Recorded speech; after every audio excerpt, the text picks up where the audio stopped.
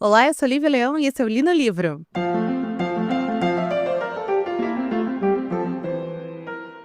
Então vamos lá. Hoje a gente vai conversar sobre Razão e Sensibilidade, o segundo livro do especial da Jane Austen, que a gente está trazendo aqui para o Li no Livro. Esse já foi meu livro favorito dela. Foi o primeiro livro dela também que eu li. Eu não vou lembrar quantos anos eu tinha, mas eu ainda estava em Belém. Eu ganhei uma edição muito, muito antiga de um sebo e tal.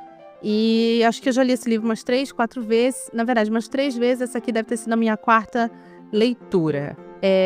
E a última vez que eu li esse livro antes dessa, eu devia ter uns 20 e pouquinhos anos. Então, esse livro vai sofrer a mesma coisa que Orgulho e Preconceito sofreu, que é eu revisitando e mudando um pouco de ideia a respeito da história. Aliás, é bem bacana eu ter lido esse livro após o Orgulho e Preconceito, porque esse aqui, Razão e Sensibilidade, foi o primeiro livro escrito pela Jane Austen na vida dela. Ela escreve entre 1792 e 1797, e ela vai publicar em 1811.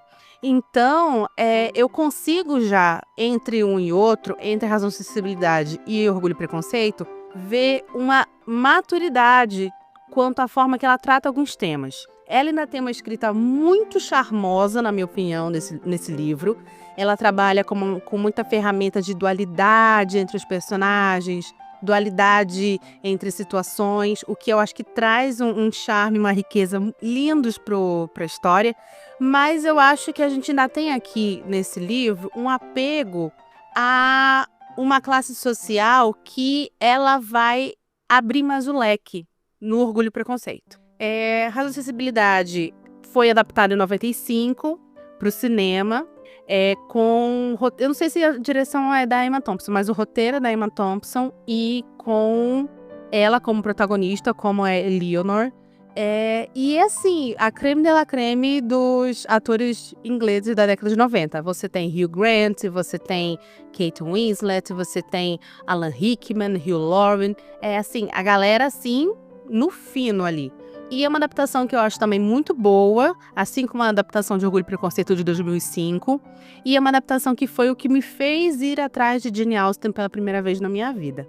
Sobre o que se trata esse livro. Eu tô indo rápido porque eu tenho um roteiro gigantesco hoje sobre isso, gente. Razão e Sensibilidade vai contar a história das irmãs Dashwood. Elas eram 3 meninas, filhas do segundo casamento do Sr. Dashwood. O Sr. Dashwood vai morrer e ele tem um filho mais velho do primeiro casamento, que é o John Dashwood. E, como a gente já discutiu no episódio passado, a gente tem esse lance de quem herda aqui é o homem, né? É o parente masculino mais próximo. Então, quem vai herdar tudo é esse irmão mais velho delas. E aí, no leito de morte, o Sr. Dashwood vai virar pro John e falar assim: John, por favor, cuida das suas meia-irmãs. Você vai ficar com tudo, então, por favor, dê um valor para elas. Eu não lembro realmente se fica muito claro, mas sempre me vem na cabeça o valor de 3.000 libras. Enfim, cuida delas, não sei o que e tal. Não deixa as desamparadas. E no leito de morte, o John super concorda. Porém, quando o pai morre, o John ele vai ficar ouvindo na cabeça dele a Fanny, que é a esposa dele, que é uma criatura horrenda. Aliás, gente, o que mais a gente tem aqui neste livro é criatura horrenda. E eu confesso que se teve uma coisa nessa releitura que me incomodou muito, é como pessoas de caráter absurdamente questionáveis se dão bem nesse livro. Então você pode virar para mim e falar assim: ah, Lívia, mas isso significa que mesmo sendo o primeiro livro da Austen, ela está trazendo aqui a vida como ela é, né? Onde pessoas ruins se dão bem e às vezes pessoas boas se dão mal. Só que, gente, eu não leio livros do período regencial para saber a vida como ela é. Se eu quiser saber a vida como ela é, eu li o jornal. Então eu confesso que me deixou extremamente irritada essa releitura. Porque como a galera escrota se dá bem nesse livro, gente. Não, sério, me acompanha nessa revolta. Aí a Fanny, essa pessoa horrorosa, vai convencer o irmão a simplesmente não dar 1 centavo para as irmãs. Aliás, é uma das cenas de início do livro, onde o diálogo, ele é muito, muito bem feito, porque começa assim, 3.000 3.000 por ano, aí diminui para 500, aí diminui para nada, e termina com eles falando assim, na verdade, elas que deviam me pagar alguma coisa. Meu Deus do céu, que pessoas horríveis, pessoas horríveis. Aliás, toda a situação, né, da morte do Sr. Dashwood e herança do John é horrível para as meninas, porque simplesmente mal acaba o enterro, a Fanny se muda para casa onde as meninas moravam, que era a casa do Sr. Dashwood. Ela se muda para lá, meio que falando assim, isso aqui tudo é meu agora. E sem um pingo de respeito pela madrasta, ela chega a verbalizar que as meninas não são não são irmãs realmente do John, né? Ela fala assim, elas nem realmente são suas irmãs, são meio-irmãs, coisas nesse tipo. Elas ficam meio que morando todo mundo junto, e é bem deixado isso bem claro para as irmãs, até elas encontrarem um outro local para morar, ou seja, elas, né, estão oficialmente convidadas a se retirar da casa onde as meninas nasceram e cresceram. E aí, o irmão da Fanny, o Sr. Edward Ferris, vai passar um tempo lá. E quando ele vai passar um tempo lá, ele acaba conhecendo a Leonor, que é das 3 irmãs a mais velha, é Leonor, Marian e Margaret. O audiobook que eu peguei, a menina chamava a Marianne, a Marianne, vamos chamar de Marianne. A Marianne de Marion. Eu fiquei assim, mas não é Marion, amiga. É Marianne. E ela passa o audiobook inteiro chamando de Marion. Mas enfim, foco. E aí, ele conhece a Eleanor, que é uma menina super sensata, é uma menina calma, ela tem um coração bondoso, ela sabe aguentar as pancadas, assim, de uma maneira muito resiliente. E ele é o Edward Ferris, ele é um cara mais retraído, ele é um cara mais contido. Então, o temperamento de ambos combina muito. E eles acabam por se apaixonar. Como a senhora Ferris e as suas filhas não têm herança, a gente vai cair naquela situação que a gente tem com as irmãs Bennet. Elas não são agradáveis aos olhos da Fanny para se casar com o irmão dela, que é o Edward.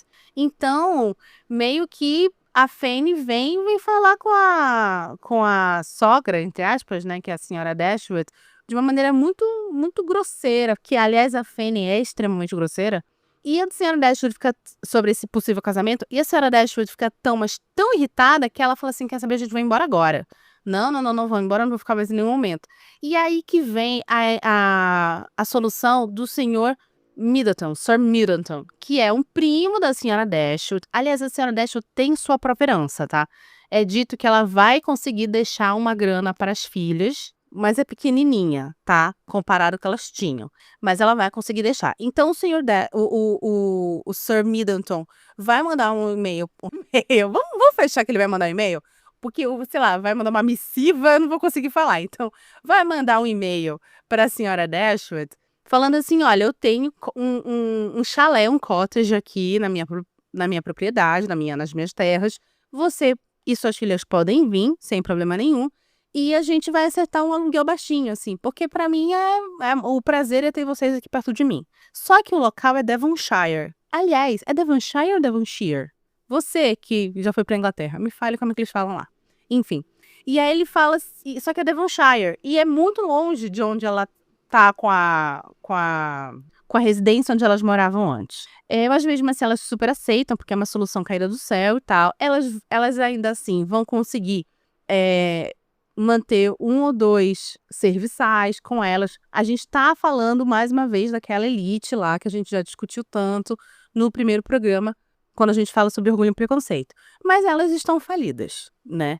Aliás, a Fanny é tão escrota, mas tão escrota que, primeiro, ela fica surpresíssima quando a senhora Dashwood avisa que tá saindo de lá. E a senhora Dashwood tá levando tudo, ela não leva os móveis, mas ela leva bachela, leva prataria, leva porcelana, eu arrancava o espelho da tomada. O quê? Não, gente, olha, se tem uma coisa que as Dashwood são pessoas educadas. Eu sou o puro suco da baiana rodada. Eu arrancava tudo, eu arrancava torneira, espelho de tomada, soquete de lâmpada. Eu deixava a casa depenada. Depenada. E aí, quando elas estão indo embora, a Fanny ainda olha as coisas e fala assim: ai, poxa, elas são mais pobres do que eu, mas tem coisas tão mais bonitas. Pra você ver o espíritozinho de porco que essa mulher tem. E a partir daí, dá-se então essa história onde você vai ter amoros dessas duas irmãs, porque a gente tem a Margaret, mas a Margaret é uma menina, ela é uma criança, ela tem que ser 12, 13 anos. E aí você tem a senhora, a Eleanor, que ela tá com 19, e a Marianne, que tá com 17. Então elas estão na flor da idade, no momento de se casarem, sofrendo esse baque. E eu gosto dessa explanação do começo, porque ela apenas não determina quem são, entre aspas, as figuras vilanescas, socialmente vilanescas desse livro. Mas ela também define que essa queda de status das irmãs vai afetá-las. Inclusive, afeta muito Marianne, que a gente no segundo bloco vai conversar um pouco mais sobre ela, mas para mim fica muito claro que a grande dualidade entre as irmãs, que é a Eleanor é a calma, é a sensata, é a resiliente, e a Marianne é a tempestuosa, é a intensa, é a que sente muito. Na verdade, a Marianne é assim porque a Marianne, ela vem de uma família rica, de uma criação rica, e essa queda de status social não entra na cabeça dela de cara. Então ela não age como uma mulher de sua nova classe social. Marianne vai agir como uma menina mimada de uma classe abastarda. E eu acho que isso é muito claro para mim segunda não, nessa, sei lá, quarta, quinta releitura desse livro. Como existe muito claramente a questão socioeconômica afetando Marianne. Só que ninguém fala sobre isso. As pessoas colocam na conta da Marianne apenas, ela é assim porque ela é assim. Ela é assim porque ela foi criada desse jeito. E não entende agora a sua nova posição social e o que ela tem que fazer como uma mulher dessa nova posição social. Outra dualidade que eu acho muito legal nessa história, que a gente vai também conversar no segundo bloco, é a verdade e o sigilo. Esse livro, se a gente for brincar de renomeá-lo, eu acho que o novo título deveria ser Verdade e Fofoca. Porque, assim, esse livro tem tanta gente fofoqueira, mas tem fofoca, fofoca, fofoca, fofoca, e você nunca sabe de onde veio, gente, isso saiu de onde? Porque todo mundo é fofoqueiro aqui. É maravilhoso. Que deve ser algo também extremamente típico da época, da sociedade da época, onde você tinha gente que não trabalhava, não tinha nada, porra nenhuma pra fazer, não tinha uma Netflix pra assistir, não tinha um Nintendo Switch pra jogar. Então, assim, não tinha nada pra fazer. Então, né, as fofoquinhas ali, blá, blá, blá, blá, blá, borbulhando, assim, gritando, gritando. Só que aqui, elas vão ter algumas consequências e, principalmente, o que me choca nessa história é que ocorrem algumas situações que falam assim, porque... exemplo, adiantando muito levemente. Marianne vai ter um interesse amoroso.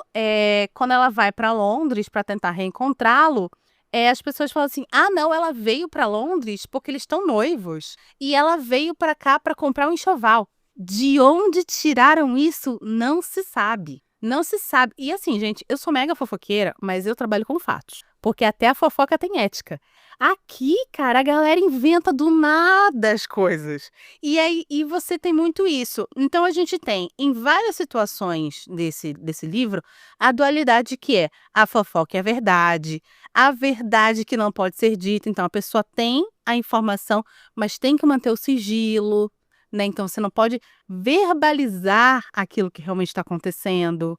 Você tem, por exemplo, outra dualidade entre personagens. Os interesses amorosos das irmãs. Você vai ter a Marianne sendo disputada por dois homens, dois personagens. Um é um senhor, que eu acho o máximo, porque eles falam assim, é um senhor, ele é enfadonho, ele é bem mais velho, já no final da vida. Ele tem 35 anos. Eu acho o máximo isso.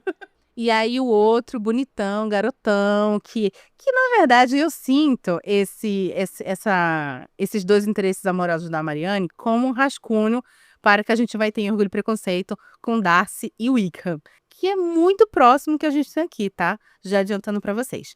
Mas enfim, vou chamar os nossos comerciais e aí eu volto para contar realmente a nova vida das Dashwood em Devonshire, as coisas que acontecem lá e a gente vai desenvolver um pouquinho melhor esses temas, tá certo? Volto já.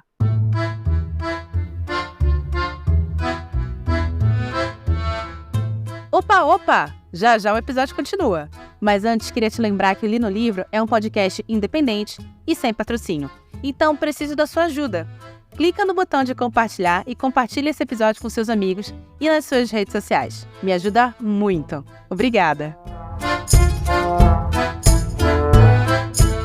Pois muito que bem, chegando em Devonshire, as irmãs Dashwood vão se deparar com um leque de novos personagens que, infelizmente, muitos deles são pessoas horríveis. Alguns em graus maiores, outros em graus menores. Eu gosto muito dos que eu gosto, tá? Coronel Brandon, o senhor, o Sir Middleton, que é o que arrumou a casa para elas, e a Sarah Jane. Sarah Jane é muito eu quando ficar velha, né? Porque ela é dos refrescos da fofoca, mas ela tem ali uma inclinação moral muito, muito definida para com a justiça, para aquilo que é justo. A Lady Middleton é uma nojentinha que acha que todo mundo tem que lamber o filho dela. Aí você tem o casal Palmer, que no filme eles são vividos pelo Hugh Laurie e ela é vivida pela Imelda Stanton, que, assim, cara, eu adoro eles no filme. Eles são absurdamente engraçados. Aliás, eu gosto, mais uma vez, muito desse filme, porque eu sinto que a Emma Thompson entende aquela coisa que a gente já discutiu sobre o ridículo social, que tem muito nos livros da Austen, como ela pega uns estereótipos, assim, do período que ela vivia e da sociedade que ela frequentava e, né, põe uma hipérbole ali que faz com que eles sejam muito, muito claramente ridículos.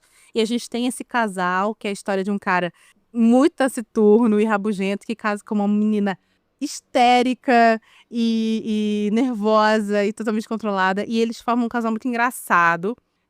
No livro, a gente tem um tom um pouquinho abaixo do que a gente tem no filme, mas eu acho que o filme funciona muito bem. A Sarah Palmer é filha da Sarah Jennings e casada, então, com o Sr. Palmer. E a Lady Middleton, que é casada com o Sir Middleton, é também filha da Sarah Jennings. Então, daí que você tem essa família muito unida e também muito oriçada. O Coronel Barton vai ser um dos interesses amorosos da Marianne. Ele se apaixona pela Marianne assim que ele conhece ela, porque ela é uma menina muito bonita, muito vivaz, muito intensa, muito colorida, né, no sentido de personalidade. Ela, né, é aquele tipo de pessoa que enche a sala de alegria quando entra. E ele se apaixona perdidamente por isso. Ele é um homem do exército taciturno, que tem uma história muito triste no passado dele, que ele foi apaixonado por uma protegida do pai dele, que era riquíssima, a Eliza, e ela se apaixona por ele, eles resolvem se casar, mas aí eles são traídos pela serviçal e o pai descobre e impede essa fuga para casamento. Como a Eliza era muito rica, o pai casa ela com o irmão dele, o irmão mais velho, e manda ele para o exército. Anos depois, ele vai descobrir que a Eliza, muito infeliz no casamento, acaba sendo seduzida por um outro cara. Eu tô adiantando a história, tá? Porque isso a gente descobre bem mais à frente. Acaba sendo seduzida por um outro cara, engravida desse outro cara, e o casamento dela dá em divórcio, o que você imagina que não deve ter sido, né, nessa época. E aí ela tem uma filha. Ele vai sair do exército e vai reencontrá-la com essa menina, e ela, assim, na pobreza máxima e tal. E aí ele, então, ela morre, a Eliza, e ele ajuda essa menina, que não é filha dele, mas é filha do grande amor da vida dele. E essa menina, que também se chama Eliza, por sinal, acho que é Eliza Williams, se eu não me engano o nome dela, as pessoas fofocam que seria filha biológica dele, mas a gente sabe depois, com o tempo, que não é. Lembra da fofoquinha. Com o tempo, elas lá vão conhecer um segundo interesse amoroso para Marianne, que um belo dia está andando linda no campo como uma simples camponesa e torce o pé, porque, sei lá, aparentemente não consegue andar em linha reta. Torce o pé. E aí ela é resgatada por um cara belíssimo e galante, charmoso, chamado Willoughby, ou John Willoughby. Que é aqui que eu falo pra vocês que o Coronel Barton, o Coronel Brandon, pra mim, ele tá para Mr. Darcy, assim como o John Willoughby tá pra Wickham, em Orgulho e Preconceito. É muito, muito claro que a Austen reciclou esse rascunho de personagens, porque você tem um cara taciturno, um cara mais frio, muito rico e mais, né, sério e calado, e você tem o cara charmoso, o alegria da festa, que todo mundo adora. Claro que Marianne, no alto dos seus 16 anos, vindo de família rica, vai se apaixonar pelo Willoughby, e o Willoughby vai se apaixonar por ela, e eles começam a agir socialmente como se tivessem um compromisso, mas eles não têm nada ainda, né? A gente precisava de formalizações nessa época. Não tem essa coisa que a gente tem hoje em dia, que é você olha para a pessoa e fala assim: "E aí, o que que a gente tem? Ah, então, tem o churrasco da minha tia, eu vou te levar lá, como eu posso te chamar? Você é meu amigo? Você é o quê?", sabe? Não tem essas coisas. Naquela época não tinha essas coisas, naquela época você era noivo, você era, sabe, amigo, o que que você é? E eles começam a agir como se tivessem realmente um compromisso. E aí a Leonor vai virar pra Marianne e fala assim: "Olha, amiga, tu toma cuidado, porque você daqui a pouco tá começando a agir socialmente como se fosse, né, tivesse um relacionamento com ele e ele não fez pedido nem nada. E as pessoas estão comentando já. A juventude, ela é esse momento da vida onde você faz muita cagada. E Marianne vai fazer a cagada de não dar ouvidos à irmã. Enfim, um belo dia, o Willoughby recebe uma carta de sua prima, senhora Schmidt. Senhora Schmidt é podre de rica e ele é o único herdeiro dela. Então, e detalhe, a gente já tinha noção por alguns comentários do Coronel Brandon que o Willoughby, ele gastava mais do que ele tinha. Mas que tudo bem, não que tudo bem, né? Mas meio que o Willoughby pensava assim: tudo bem, porque a tia dele ia dar dinheiro para ele quando ela falecesse. Ela já era uma senhora. Ele recebe uma carta dela e, aparentemente, ela pede para ele voltar para Londres e ele vai embora e fala assim: "Ah, não sei se eu volto". A Marianne fica arrasada, porque nesse meio tempo eles já tinham trocado cacho de cabelo, sabe, esse tipo de coisa. Então ela fica completamente arrasada. Um pedido formal não tinha vindo, mas estava na cabeça de Marianne, praticamente era seu noivo já. Marianne fica esperando notícias de Willoughby, nada de Willoughby mandar nenhuma notícia, nem pra saber se tá vivo, se tá morto, sabe, não responde o WhatsApp, não fala no Telegram, sabe, não atualiza as redes sociais, enfim. Tem nada e ela tá desesperada, tá ficando mal, assim. Aliás, é muito bacana nesse livro você acompanhar esse arco da Marianne, porque é um arco muito dolorido pra essa personagem, dolorido mesmo, até fisicamente falando.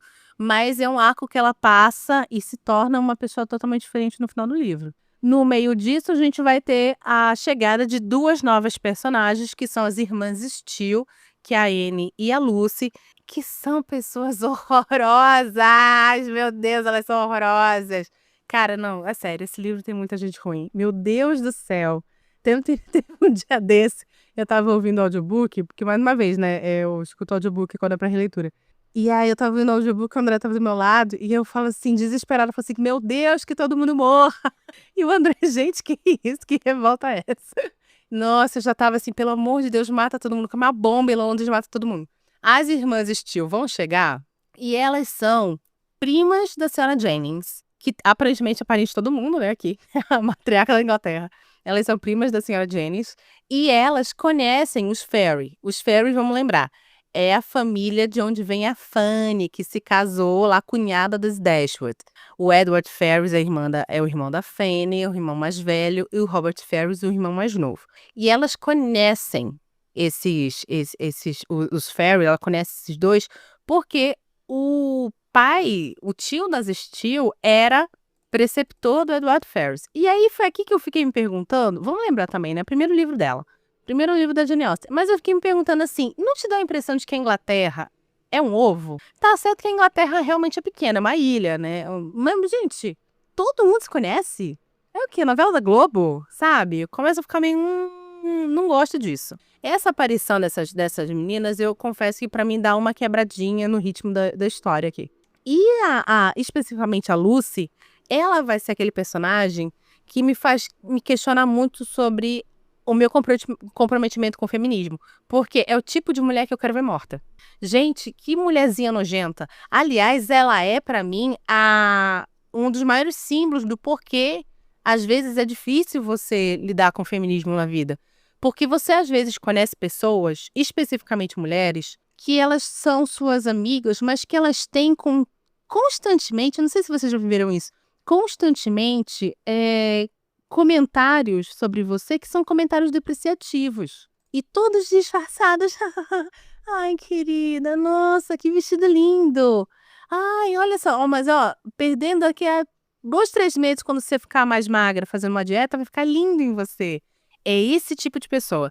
Olha, eu gostaria de falar pra vocês que eu já não tenho mais ninguém desse tipo na minha vida. Mas, recentemente, assim, até uns 1, 2 anos atrás, eu ainda tinha umas amizades assim, e eram todas mulheres. E graças a Deus, eu fiz uma limpazinha. Mas, cara, vou te contar, esse tipo de comportamento, que eu tenho quase certeza que isso daí é uma construção, sim, vinda do patriarcado, da sociedade patriarcal, onde coloca mulheres umas contra as outras. Não tenho dúvida de que esse tipo de comportamento em algumas mulheres vem disso, mas assim, estamos em 2025 e eu fico um pouco, sabe, chocada, como eu ainda consigo ver isso por aí. E não é pouco, tá? Esse tipo de amizade com base tóxica, nossa, eu tenho ojeriza disso. E Lucy Steele vai ser esse tipo de pessoa. Ela vai se aproximar, vai grudar na senhorita Eleanor, e ela vai ficar falando sobre o Edward Ferrars, que é o interesse amoroso da senhorita Eleanor. Vamos lembrar, eles se conheceram lá no começo do livro e tal, quando ele ainda morava na casa dela e tal. E aí ela vai revelar que há um tempo atrás, há uns 4 anos, eles ficaram noivos secretamente. O que vai ser um choque para Eleanor, porque a Eleanor estava extremamente apaixonada por ele. O Edward Ferrars vai a Devonshire visitá-las, ele fica uma semana lá, eles conhecem a galera e ele acaba se encontrando numa cena extremamente desagradável com a senhorita Steele. Porque lembra aquela coisa sobre a verdade e sigilo que eu falei? Aqui a gente tem muito isso. Você tem a verdade, mas você não pode falar. Esse relacionamento dele do Edward com a Lucy é sigiloso. E a pobre da Leonor tem que guardar isso, sendo que ela é apaixonada por ele. E até então a gente achava que ele estava recíproco nessa história, né? Mas agora a gente descobre que ele é noivo há 4 anos, sem a família saber. Porque a Lucy Steele, ela é uma menina de classe social abaixo da dele. Para mudar um pouco os ares, a senhora Jennings convida as 2 Dashwood mais velhas para ir para Londres, passar um tempo com ela. Gente rica é assim, vou viajar, levo todos os meus amigos juntos. Queria muito ser desse jeito. O dia que eu ganhei na Mega, eu falo assim, meus amigos ganharam junto. Porque eu falo assim, Europa, todo mundo, freta um jatinho, Europa, todo mundo, vai ser assim. E a senhora Jennings é nesse nível. E ela leva todo mundo, então, tipo, todo mundo, as 10 filhas mais velhas, a Marianne e a Eleanor, para Londres. Aí a Marianne quer muito ir porque ela sabe que o Willoughby tá em Londres. Então ela quer ir para ver se ela reencontra ele. E assim que ela chega, ela já manda cartas para ele, que continuam não sendo respondidas. Aí um belo dia elas saem para comprar, tem uma cena lá comprando fita, tecido, essas coisas. Quando ela volta, ela encontra um cartão dele, ela fica desolada, meu Deus, ele esteve por aqui e eu não consegui, eu tinha saído, e ela começa até a se negar a sair, com medo dele aparecer de novo e ela não conseguir encontrá-lo. Essa menina vai definhar, cara. Ela vai, assim, perder a alegria da vida dela, ela vai definhando, até que finalmente conseguem tirá-la de casa para alguns rendezvous pela sociedade londrina, e um deles ela reencontra quem? O Willoughby. Só que, cara, quando ela olha o Willoughby e ela vai toda feliz falar com ele, ele está acompanhado. Ele está acompanhado de uma menina que claramente tem dinheiro. E trata não só ela como a Eleanor de uma maneira muito, muito fria. E aqui a gente tem aquele momento que eu falei pra vocês sobre as fofocas. Quando a Eleanor e a Marianne chegam em Londres, meio que é comentado por todas as pessoas de uma maneira jocosa de que Marianne está noiva de Willoughby e que, inclusive, Marianne estava em Londres para comprar o seu enxoval. E isso não é desmentido pelas pessoas que estão ao redor dela, eles sabem que ela não foi para lá para fazer isso. A Eleanor é a única que tenta desmentir e não consegue. O Coronel Barton. Gente, eu vou ficar chamando Coronel Barton, mas porque Barton é onde ele mora, é a propriedade dele. Mas, na verdade, é o Coronel Brandon. O Coronel Brandon, que vai reaparecer aqui em Londres, ele vai, inclusive, falar com a Eleanor e fala assim: olha, eu soube do noivado da sua irmã. E ela falou assim, cara, eles não estão noivos. Eu não sei de onde essa galera tirou isso, mas eles não estão noivos. E as pessoas continuam falando, elas não escutam a Eleanor. E aí, depois que isso acontece, vem a Marianne vai escrever uma carta para o Willoughby destruindo ele. E aí vem uma carta do Willoughby, a primeira de todas elas, falando: olha, eu não sei do que você tá falando. Eu nunca deixei claro que eu gostava de você, que a gente tinha alguma coisa. Se eu falei isso em algum momento, eu peço desculpas. Sim, gente, ele mete uma dessa. E ele ainda tem a coragem de falar assim: olha, me perdoa se eu te fiz acreditar e não sei o quê. Aliás, para você não ter mais essa crença de que a gente tinha alguma coisa, olha aqui o cachinho de cabelo que você me deu, eu tô devolvendo. Cara, ele é muito canalha. E termina com a bomba. E daqui a algumas semanas estarei me casando. Porque a menina que estava com ele na festa é noiva dele. E não é só uma noiva qualquer. É uma noiva que vale 50 mil libras. Quanto isso é em reais? Não faço ideia. Mas deve ser muito dinheiro. E aí já viu, né? Marianne... Olha o demônio chegando aí. Marianne que estava na merda... Nossa, gente, agora está totalmente embosteada.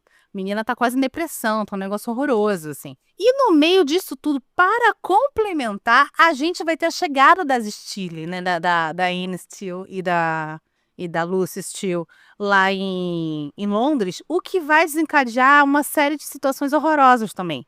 Porque o que vai acontecer? Como a Fanny detesta as cunhadas, detesta as Dashwood, ela vai convidar as Steele para ficar na casa delas. E assim, é uma sucessão de situações horrendas, porque aí tem um jantar onde eles vão. Vai todo mundo. Vai o Coronel Barton, Coronel Brandon, vai a Marianne e a Leonor, Sienna Jennings, as Steele e a mãe dos Ferry. A Fanny, o John e a mãe dos Ferry.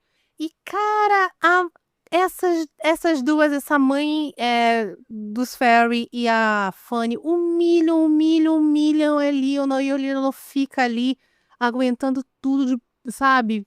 De boa. E a Marianne que fica puta e tenta responder. Mas é bacana porque as pessoas bacanas ao redor olham torto para as Ferry, mas não fazem nada. Gente, é o que eu falo, assim. A gente precisa aprender de vez em quando, e eu falo isso pra vida, né? Porque eu cresci numa família em que, eu não sei, eu acho que era só comigo, tá? Porque eu via outras situações e as pessoas, sabe? Alguém ofendeu fulano da família. Ai, todo mundo vai lá pra cima da pessoa, tal, e luta contra ela. Agora, alguém ofendeu a Lívia. Ai, deixa pra lá, né? Eu cresci numa família em que, como eu era, mais uma vez, a filha bastarda, né? Eu vim do fora do casamento, claramente a família inteira, gente, inteira, me tratava como sendo uma pessoa menor, né? Uma pessoa abaixo. Fui realmente humilhada a minha vida inteira, assim. Eu lembro de situações, assim, que você olha hoje em dia, você fala assim, meu Deus, sabe? Você fala, caralho, pesado. E aí, eu tinha muito isso em cima de mim, que toda vez que eu tentava falar alguma coisa, você não fale nada. Não fale nada porque ele é seu tio, não fale nada porque ela é seu tio, não fale nada porque ela é sua avó, não fale nada porque ele é seu irmão. Você não pode falar nada. As pessoas podiam falar o que quisessem pra mim, me ofender o máximo que pudessem, mas eu tinha que ficar calada. Por quê? Porque socialmente, dentro da hierarquia da família, eu estava abaixo. E a Eleanor, tadinha, ela tem muito isso. Como ela socialmente está abaixo da senhora Ferris e da Fanny, ela segura. Só que a Marianne não. O que é muito bonito, na minha opinião, porque a Marianne tá passando por uma situação na vida dela que é horrenda. Tão horrenda quanto da irmã, né? Porque a Leonor tá testemunhando o noivado do Edward, o noivado sigiloso, vendo as Steele sendo tratadas a pão de ló pelas Fairy e, né, mantendo tudo aquilo dentro de si, e ainda sendo humilhada pelas mulheres. A Marianne tá passando uma situação também horrível, tendo sido, sabe, humilhada pelo Willoughby na frente de todo mundo, e se levanta pra defender a irmã. Isso mostra, a Jane Austen mostra com uma escrita linda, o quanto, na verdade, essas irmãs se amam. Porque é aquele nível assim, você pode fazer comigo o que você quiser, mas com a minha irmã não. Porque a minha irmã é a melhor coisa que já aconteceu na minha vida. Nossa, toca Skyler Sisters do Hamilton agora. Enfim. E aí a Marianne tem que se levantar para defender a Eleanor. E as pessoas bacanas, né, que estão ali, olham muito torto para as Fairy, mas elas são personagens tão escrotas que elas não têm a compreensão das merdas que elas falam. Elas não têm compreensão da sua própria pequeneza. E aqui meio que a Eleanor bate na tecla. Ela meio que... A Eleanor é esse personagem que não é que ela é parva, né? Não é que ela é sonsa. Ela é do tipo de pessoa que ela pensa assim... se eu falar alguma coisa, vai adiantar? Essas pessoas vão conseguir olhar para si, perceber as merdas que fizeram e os desvios de caráter que elas têm? Não. Então, por que eu vou perder meu tempo? E é muito louco, né? Porque no alto dos meus 40 anos, quando eu li esse livro menina ainda, eu me identificava mais com a Marianne. Hoje em dia eu não me identifico, acho a Marianne de too much, assim, de vez em quando. Mas eu achava a Eleonora, assim, apática. Exatamente o que a Marianne fala dela. Hoje em dia eu consigo entender os posicionamentos da Eleonor. A Eleonor é só cansada. Mesmo ela tendo só 19 anos na história, ela é cansada. E ela é moralmente cansada. Ela não fala assim, gente, ó, não, valeu aí, obrigada. Tá bom, tá, sou feia, sou torta, tudo bem, beleza. Porque ela não tem mais calorias pra gastar com essa galera. E eu entendo muito isso. Eu acho que a vida meio que acaba levando a gente pra isso, sabe? A Maria, uma conhecida minha antigamente falava, ou você tem razão ou você tem paz. E isso eu aprendi às duras penas. Que eu falei assim, é melhor ter paz. E eu acho que a Leonor é por isso. A Marianne, ela tem essa coisa de se levantar pra proteger a irmã, mas ela tá assim, não tem nada disso. Mas ela não faz nada por si porque ela não tem mais forças, né? O Willoughby deixou ela realmente no chão. A Eleanor, ela segura tudo que ela segura porque ela sabe que não vai adiantar. Ela tá numa sociedade, ela tá num mundo muito escroto, socialmente falando, para alguém como ela. E tem muito um lance do dever, da honra, do desejo, que amarra essas pessoas. Então, elas são uma pessoa muito cansada, emocionalmente falando, sabe? Assim, eu confesso, essa releitura me deu uma tristeza muito grande a respeito das duas irmãs. Um pouco mais sobre Eleanor, porque, mais uma vez, eu tenho essa teoria de que parte da afetação da Marianne vem pelo fato que ela foi criada como uma menina rica e não entendeu que não é mais. Mas a Eleanor tem essa noção. E a Eleanor tem noção de muitas coisas dentro dessa história que ela prefere falar assim, tá bom, gente, vai. Como diria Sérgio, teu castigo é viver.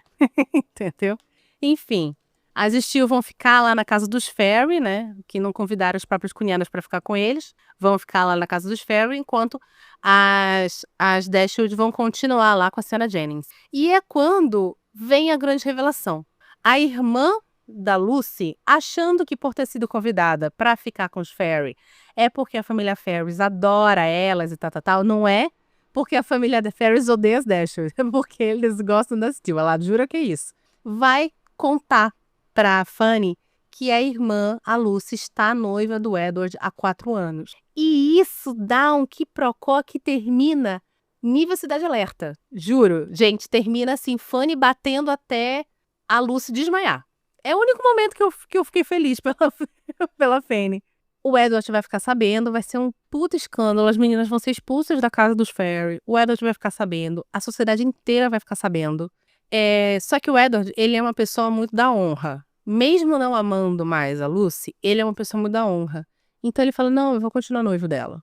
E aí a mãe dele falou assim: se você continuar noivo dela, eu vou te deserdar. Aí ele fala assim: tá, então me deserda, porque eu vou realmente continuar noivo dela. Aqui uma pergunta. Eu não tenho esse conhecimento, mas não era pro Edward já ter herdado essa herança? Porque a herança tá com a mãe para dar para o filho. Mas não era já pra ele ter herdado esse negócio aí? Enfim, não tenho esse conhecimento de leis assim. Mas sei lá.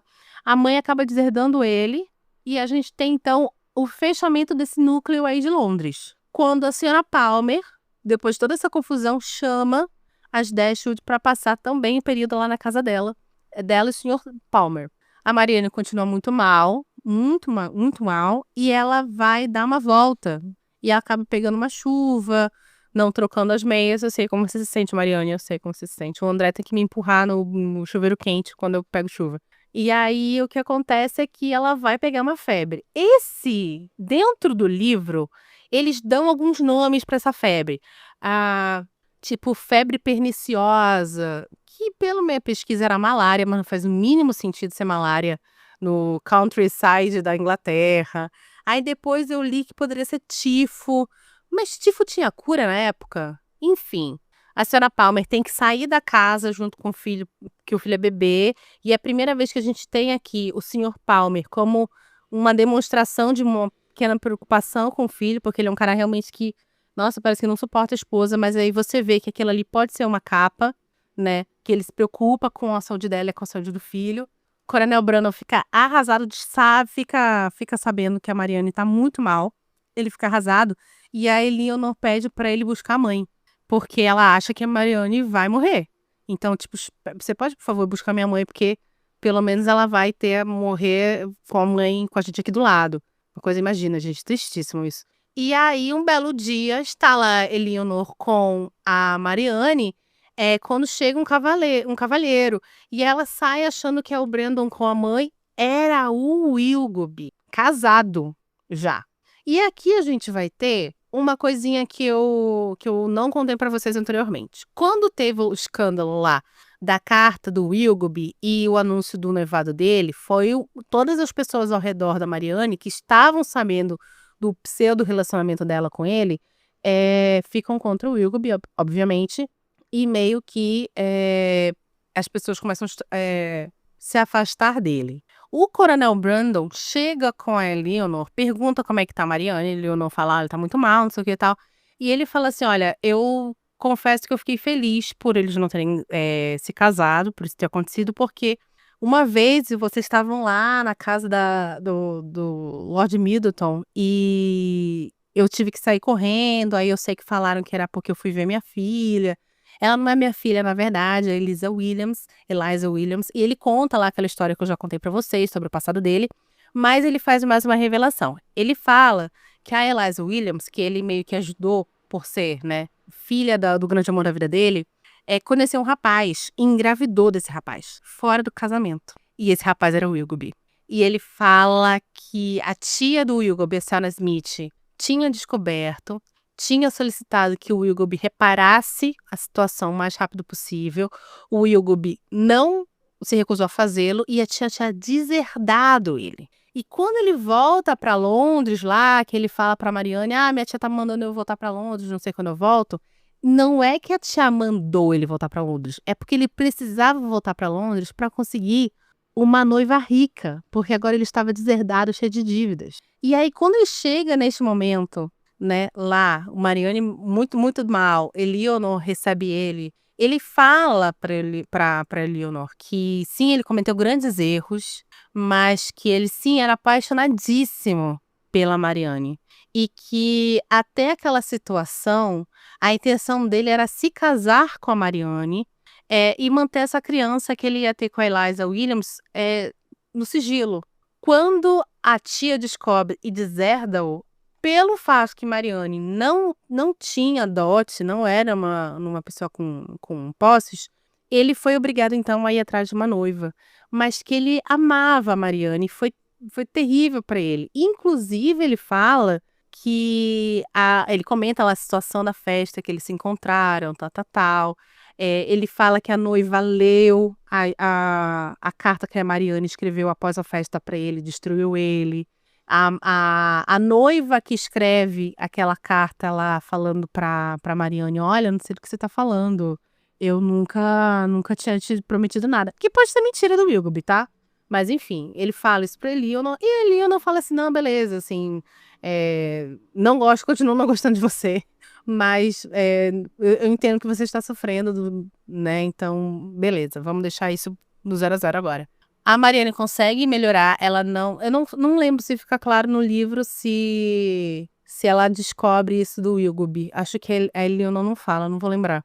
Mas ela melhora, a Eleanor melhora, e elas voltam então para pro cottage lá que elas tinham na propriedade do Lord Middleton, né, de Sir Middleton. E aí, um belo dia elas estão lá, um dos serviçais dela, que elas têm, mais uma vez, elas conseguiram ficar com um ou dois serviçais, um dos serviçais fala assim, olha, eu encontrei a Senhora Ferris na rua, na feira. Ela estava saindo de uma carruagem, recém-casada, tá muito feliz, não sei o quê, não sei o quê, não sei o quê. E elas, poxa, que legal, né? E achando que, obviamente, a Lucy tinha se casado com o Edward, porque até então elas tinham saído de Londres, ele tinha sido deserdado porque tinha se recusado a romper o noivado com a Lucy. Quando, do nada, quem chega lá? O Edward. E aí ele vai conversar. E eles, e aí, como é que tá? Uma situação super constrangedora. E aí, como é que tá a senhora Ferris? Ele, tá bem e tal. E ela ficou em tal local? Ele, minha mãe? Não, minha mãe tá em Londres. Aí ela falou assim, não, a gente tá falando da Lucy. Ele, vocês não estão sabendo? Refrescos, senhoras e senhores, refrescos. A Lucy, quando eu fui deserdado, me mandou uma carta, me mandou um e-mail, falando que tinha modificado o coração dela. E que ela não me amava mais, ela estava desfazendo o nosso relacionamento. E deu assim, 3 minutos depois, ela fugiu com o meu irmão para se casar. Ela fugiu com o meu irmão para se casar. E agora eles estão casados. A Marianne e a mãe ficam em choque. E a Eleanor, ela sai correndo porque ela tem uma crise de choro. É um choro contido de tudo que ela passou. Todas as humilhações, tudo que ela aguentou, todos os segredos que ela guardou. Eu coloco na conta também o sofrimento que ela viu a irmã passar enquanto ela estava passando pelo aquele sofrimento, mas, né, tendo que lidar com, não só com sua dor, mas com a dor da pessoa que ela mais amava na frente dela.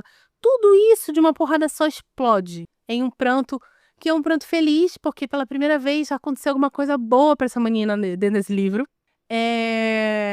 Antes disso acontecer, o Coronel Brandon, que é um querido, sabendo da situação do Edward, que ele foi deserdado pela família em nome do amor, entre aspas, dá para o Edward um presbitério onde ele poderia então se casar e ter uma renda, né? E ele estava indo lá, o Edward estava indo lá para pedir a mão da Eleanor em casamento, porque agora ele estava livre.